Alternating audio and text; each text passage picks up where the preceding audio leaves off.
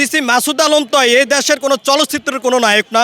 কেন তাকে ভাই ভাই করতে হবে, তেলবাজি করতে হবে? পুলিশ এ দেশের এত হ্যাডমালা কিছু হয়ে যায় নাই যে গণমাধ্যম কর্মীদের গায়ে হাত দিবে, এবং কোনো রাজনৈতিক দল এত হ্যাডমালা দল হয়ে যায় নাই যে গণমাধ্যম কর্মীদেরকে কন্ট্রোল করবে। গতকালকে শুরুর বিষয়টা যদি বলি, শুরু থেকেই আন্দোলনকারীরা যমুনা অভিমুখে যাত্রা শুরু করেছিলেন। পুলিশের সাথে ধাক্কাধাক্কি করে তারা ব্যারিকেড ভেঙে ভিতরে প্রবেশ করেন। শুরু থেকে যদি ভালো ছিল, যখন পুলিশ কমিশনার এসে যখন নির্দেশ দিয়েছে কারো কোনো কথা শোনা যাবে না, এলোপাতারি আপনারা অ্যাকশনে চলে যান, লাঠিচার্জ শুরু করে দেন।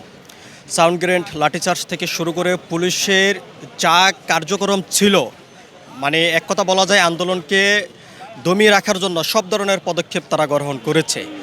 দেখেছি কালকেই সংবাদ সংগ্রহকালে আমার যে সকল সহকর্মী ভাই যারা রয়েছেন তাদের উপরে অতর্কিতভাবে হামলা চালিয়েছে। হামলা চালানোর মূল কারণটা ছিল সাধারণ পাবলিককে যখন পুলিশ লাঠিচার্জ শুরু করেছে, অনেকে বলেছে, এবং সেখানে গোয়েন্দা বিভাগের লোকজন পর্যন্ত মাইর খাইছে, বলেছে আমরা কোনো আন্দোলনের লোক না, গাড়ি বন্ধ হয়ে গেছে, আমরা পায়ে হেঁটে যাওয়ার জন্য রওনা দিয়েছি। তারপরও পুলিশ কোনো কথা শুনে না, পুলিশ তাদের উপরে অতর্কিতভাবে হামলা চালিয়েছে এবং গাড়ি থেকে নামিয়ে তাদের উপরে কিন্তু হামলা চালানো হয়েছে। এর পাশাপাশি যখন গণমাধ্যম কর্মী যে সকল ভাইরা ছিলেন বা আমরা যখন ছিলাম, যখন ফুটেজ ধারণ করতে গিয়েছে তখন ওই সাংবাদিকদের উপরে অতর্কিতভাবে তারা হামলা চালিয়েছে।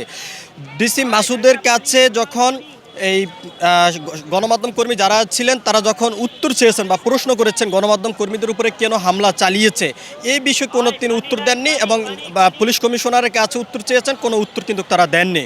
সবথেকে বড় দুঃখজনক বিষয় হলো শুধু পুলিশ যে গণমাধ্যম কর্মীদের উপরে যে হামলা চালিয়েছে বা হামলা চালানোর জন্য চেষ্টা করে, বিষয়টা কিন্তু এরকম একদমই নয়। যত রাজনৈতিক দল আছে সকল রাজনৈতিক দলের নেতাকর্মীরা কোথায় না কোথায় কোনো গণমাধ্যম কর্মীদের উপরে কিন্তু চড়া হয়ে পড়েন, হামলা করার চেষ্টা করেন, বিভিন্নভাবে তাদের গায়ে হাত পর্যন্ত তোলেন। সব ঘটনায় কিন্তু পাবলিক প্লেসে আসে না বা অনেক ঘটনা কিন্তু আড়ালে থাকে।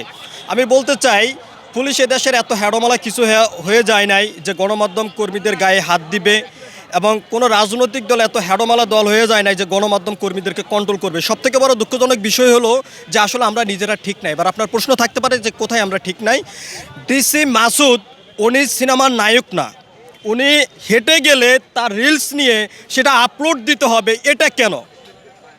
তারে ভাই ভাই করতে হবে। ডিসি মাসুদ আলম তো এই দেশের কোনো চলচ্চিত্রের কোনো নায়ক না। কেন তাকে ভাই ভাই করতে হবে, তেলবাজি করতে হবে? সে পায়ে হেঁটে যাইতেছে, আপনার কারোর সাথে কথা বলতেছে, সেটা রিলস নিতে হবে, এটা কি একজন গণমাধ্যম কর্মীর কাজ? মূল সমস্যাটা হলো পুলিশ যে কালকে যে আমাদের উপরে যে লাঠিচার্জ করছে, এই সুযোগটা কিন্তু আমরাই করে দিছি। আমরা ডিসি মাসুদ আলমকে ভাই ভাই করি, তার কারণে পুলিশের সুযোগ পাইছে। রাজনৈতিক নেতাদেরকে যে আমরা সালাম দেই, ভাই ভাই করি, এর জন্য তারা আমাদের উপরে বিভিন্ন সময় হামলা করার সুযোগটা তারা পায়। গণমাধ্যম কর্মী যে বলে, এই যে এখানে যে অনেকে যে বলেছে যে স্বাধীনতা সাংবাদিকতার জায়গাটা তৈরি করে দিতে হবে, এটা কোনো রাজনৈতিক দল, কোনো প্রশাসন এটা কখনোই করে দিব না। আপনি আপনার জায়গাটা তৈরি করে নিতে হবে। একটা কথা মনে রাখবেন, আপনার স্থান কখনো কেউ করে দিতে পারবে না। আপনার স্থান আপনি নিজে করতে হবে। পুলিশ কি করে? আপনাকে মারে। পুলিশ কেন মারে? ভুল যে শুধু পুলিশের বিষয়টা কিন্তু এরকম না।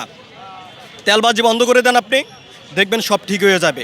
যে মারছে তার অতীত কী ছিল আপনি বিস্তারিত টান দেন, দেখবেন ও একদম বেনিশ হয়ে যাবে। আপনি তাকে সুযোগ দেন আপনার উপরে হামলা করার জন্য, এই জন্য সুযোগ পায় হামলা করার জন্য।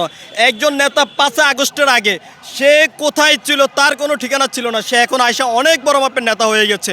ভাই সবাই দাবি করে আমরা জুলাই যোদ্ধা, সাংবাদিকেরা কী ছিল? জুলাই অপরাধী ছিল? আজকে এই গণমাধ্যম কর্মীরা, ডিজিটাল মাল্টিমিডিয়া রিপোর্টার যারা আছেন, তারাই এই সংবাদ প্রচার করে বলে আপনাদের বিভিন্ন আন্দোলন সংগ্রাম, বিভিন্ন কর্মসূচি আলোচিত থাকে। এই সাংবাদিকদের কারণেই আপনারা বিভিন্ন জায়গায় আলোচনায় থাকেন, আর অথচ তাদের উপরে আপনারা হামলা করেন। বিভিন্ন সংগঠন আপনারা খুলে বসেছেন, তাদের উপরে অতর্কিতভাবে হামলা চালান।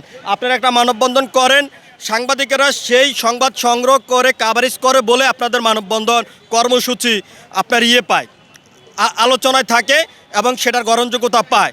সাংবাদিক যদি 5 মিনিট যদি মুখ বন্ধ করে থাকে, কোনো রাজনৈতিক দল এই দেশে টিকার মতন সেই সক্ষমতা নাই। শুধু রাজনৈতিক দল না, এমন কোনো ব্যক্তির ক্ষমতা নাই যে সে 10 মিনিট টিকে থাকবে। যদি 10 মিনিট সাংবাদিক যদি মুখ বন্ধ করে যদি থাকে, সাংবাদিক সাপোর্ট দেয় বলে আজকে আপনারা এই দেশের অনেক বড় নেতা হয়ে গেছেন, অনেক বড় অফিসার হয়ে গেছেন, অনেক বড় হ্যাডমালা অনেক ব্যক্তি হয়ে গেছেন। ধন্যবাদ।